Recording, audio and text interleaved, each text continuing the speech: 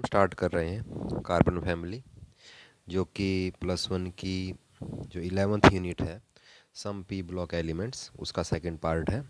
First part हम पहले ही कर चुके हैं। तो कार्बन फैमिली के जो मेंबर्स हैं वो है कार्बन, सिलिकॉन, जर्मेनियम, टीन और लेड। तो इसमें कुछ इम्पोर्टेंट पॉइंट्स हैं इस फैमिली के। एक तो जो सिलिकॉन है वो सेकंड अबंडेंट एलिमेंट है, ठीक है, ऑन अर्थ। फर्स्ट आपका ऑक्सीजन है, सेकंड आपका सिलिकॉन। और ये जो फैमिली है बहुत यूज़फुल है। सिलिकॉन और जर्मेनियम, ये जो दो एलिमेंट्स हैं, ये ट्रांजिस्टर्स और सेमीकंडक्टर्स में यूज़ होते हैं, ठीक है। जितने भी आपके इलेक्ट्रॉनिक डिवाइसेस हैं उसमें सेमीकंडक्टर्स ही लगे होते हैं, तो वहाँ पर इनका बहुत ज़्यादा यूज़ है। एक आपका कार्बन है। कार्बन भी आपको पता है सबसे इम्पोर्टेंट कंपाउंड है केमिस्ट्री का।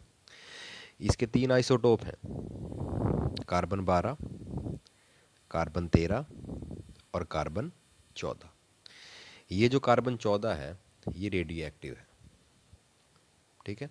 और इसका जो हाफ लाइफ पीरियड है वो है 5770 ईयर्स। मतलब इतने साल के बाद जो कार्बन 14 की अमाउंट है किसी भी कंपाउंड में, किसी भी सब्सटेंस में, वो क्या रह जाती है, इनिशियल की हाफ रह जाती है। और इसका यूज़ किया जाता है for carbon dating. Carbon dating एक टेक्निक है जिससे हम किसी भी सब्सटेंस की एज को कैलकुलेट कर सकते हैं। अब हम डिस्कस करेंगे इनकी फिजिकल प्रॉपर्टीज़। सबसे पहले मैं बात करता हूँ एटॉमिक रेडियस की। तो आप देखिए कार्बन का 77 पिकोमीटर है, सिलिकॉन का 118 पिकोमीटर है। तो जब आप कार्बन से किस पे जाओगे, सिलिकॉन पे जाओगे, तो क्या होगा, आपका नंबर ऑफ शेल्स वो क्या हो जाएगी, इंक्रीज़ हो जाएगी, ठीक है। और नंबर ऑफ शेल जब इंक्रीज़ होती है तो साइज़ भी क्या होता है, इंक्रीज़ होता है। तो ये रीजन है जब हम कार्बन से किस पर गए, सिलिकॉन पर। अब हम जाएंगे सिलिकॉन से किस पर, जर्मेनियम पर। तो आप यहाँ पर देखिए, सिलिकॉन से जर्मेनियम पर जब हम गए तो स्लाइटली इंक्रीज हुआ है साइज। इतना इंक्रीज नहीं हुआ जितना कि कार्बन से किस पर जाने पर हुआ था, सिलिकॉन पर जाने पर। अगर मैं जर्मेनियम के कॉन्फ़िगरेशन की बात करूं तो जर्मेनियम का जो कॉन्फ़िगरेशन है वो है आर्गन 3d10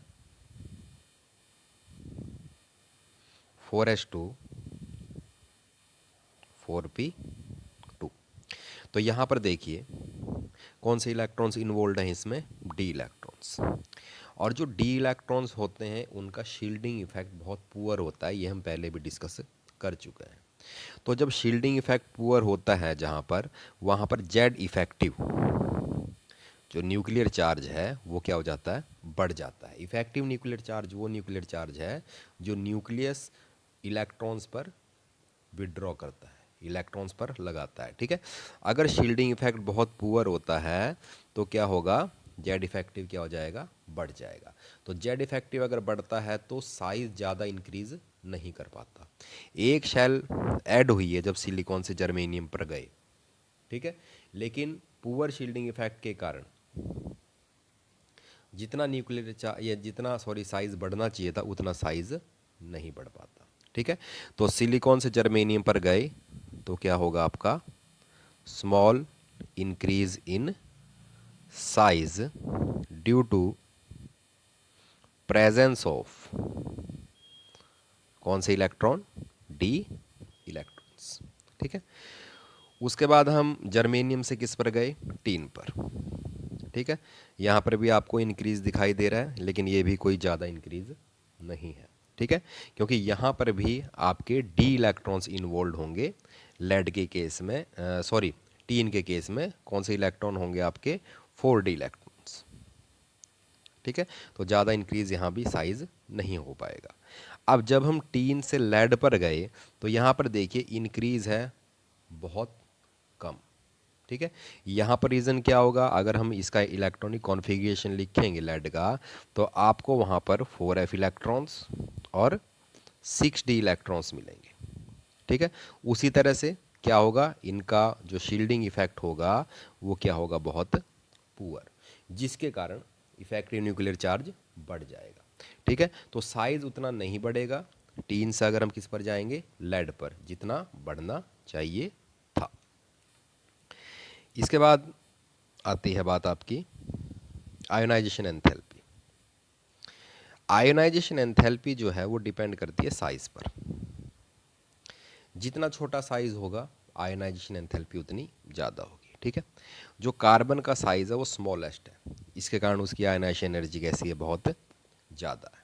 ठीक है, इसका जो साइज था वो कितना था आपका, 7 पिकोमीटर।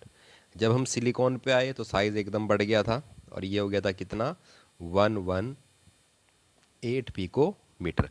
तो साइज जब बढ़ गया तो आयनाइजेशन एनर्जी देखिए क्या हो गई, घट गई। ठीक है, उससे आगे भी साइज बढ़ता है, गैलियम का 122 होता है।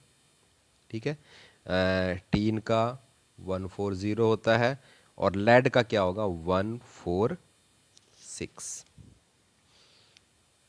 ये साइज है। ठीक है, तो यहाँ पर जब आप कार्बन से टीन तक जाते हैं तो रेगुलर डिक्रीज हो रहा है। क्यों डिक्रीज हो रहा है, क्योंकि साइज क्या हो रहा है, इंक्रीज हो रहा है। ठीक है, साइज इंक्रीज होगा तो आयनाइजेशन एनर्जी क्या होगी, डिक्रीज होगी। लेकिन जब हम टीन से लेड पर गए तो वहाँ पर स्लाइटली इंक्रीज है आयनाइजेशन एंथैल्पी। क्यों, रीजन इसका ये है, देखो साइज तो बढ़ गया, लेकिन अगर हम इफेक्टिव न्यूक्लियर चार्ज की बात करें, टीन के केस में, एसएन के केस में 50 हमारे प्रोटॉन्स हैं, या 50 क्या है, उसका एटॉमिक नंबर है। और जो लेड है, लेड का एटॉमिक नंबर है 82। तो जब हम टीन से लेड पर जाते हैं तो टोटल 32 प्रोटॉन्स क्या हो जाते हैं, इंक्रीज हो जाते हैं, या आप कह सकते हो इंक्रीज इन न्यूक्लियर चार्ज। लेकिन जो साइज है दोनों का वो लगभग एक जैसा है। ठीक है, 146 कोई और 140 कोई ज़्यादा डिफरेंस नहीं है, लेकिन प्रोटॉन्स में बहुत ज़्यादा डिफरेंस है। ठीक है, तो लेड में न्यूक्लियर चार्ज ज़्यादा होने के कारण आयोनाइजेशन एनर्जी भी क्या हो जाती है, बढ़ जाती है। इसके बाद हम बात करते हैं melting point and boiling point की।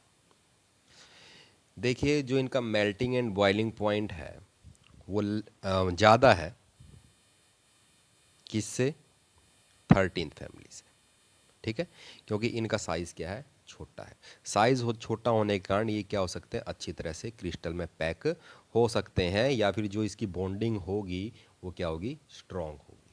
ठीक है, जितना छोटा साइज़ होता है बॉन्डिंग क्या होती है, उतनी ज़्यादा स्ट्रॉन्ग होती है। तो जब हम डाउन द ग्रुप जाते हैं तो साइज़ क्या होता है, इंक्रीज होता है। ठीक है, साइज़ इंक्रीज होगा तो क्या होगा, जो बॉन्ड स्ट्रेंथ है, बॉन्ड स्ट्रेंथ वो क्या होगी, वीक होगी। अगर बॉन्ड स्ट्रेंथ वीक होगी तो down the group melting point क्या होगा, डिक्रीज होगा। ठीक है, ये चीज़ आपने ध्यान रखनी है कि जो मेल्टिंग पॉइंट है वो और बॉइलिंग पॉइंट है वो डिक्रीज होगा डाउन द ग्रुप। क्यों, क्योंकि इंटर एटॉमिक फोर्सेस वो क्या हो जाते हैं, क्या हो जाते हैं, घट जाते हैं। ठीक है, लेकिन जो टीन है एसएन, ठीक है, उसका जो मेल्टिंग पॉइंट है वो कम है किससे, लेड से। इसका रीज़न ये है कि जो लेड है वो ज़्यादा स्ट्रॉन्ग बॉन्ड बनाता है। क्यों बनाता है, क्योंकि इसमें न्यूक्लियर चार्ज ज़्यादा है। ठीक है, इसके बाद आता है तुम्हारा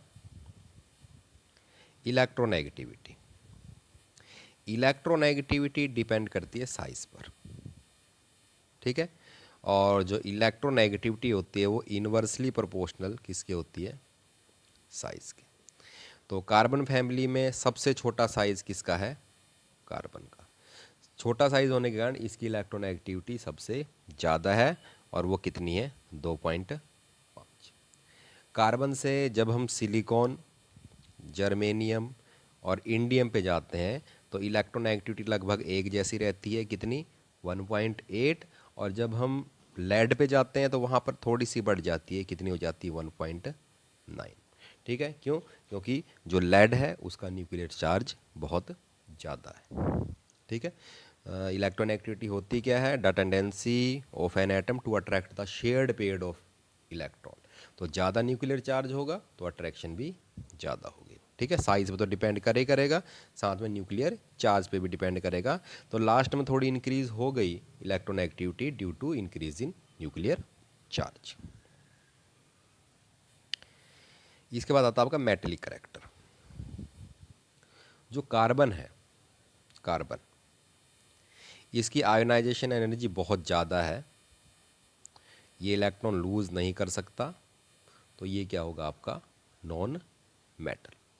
और जब भी आप किसी भी ग्रुप में नीचे की तरफ जाओगे तो मेटेलिक करैक्टर क्या होगा? हमेशा ही इंक्रीज होगा। ये चीज़ तुमने ध्यान रखनी है, क्योंकि डाउन द ग्रुप क्या होता है? आयनाइजेशन एनर्जी क्या हो जाती है? डिक्रीज हो जाती है। और उतना ही ज़्यादा मेटेलिक करैक्टर होगा आपके एलिमेंट में जितनी कम उसकी क्या होगी? आयोनाइजेशन एंथैल्पी होगी। ठीक है, तो आपका जो कार्बन है ये नॉन मेटल है, और जो आपका सिलिकॉन है ये भी आपका क्या है? नॉन मेटल है। ठीक है, जर्मेनियम आपका सेमी मेटल है, या फिर आप उसको मेटेलॉइड भी बोल सकते हो।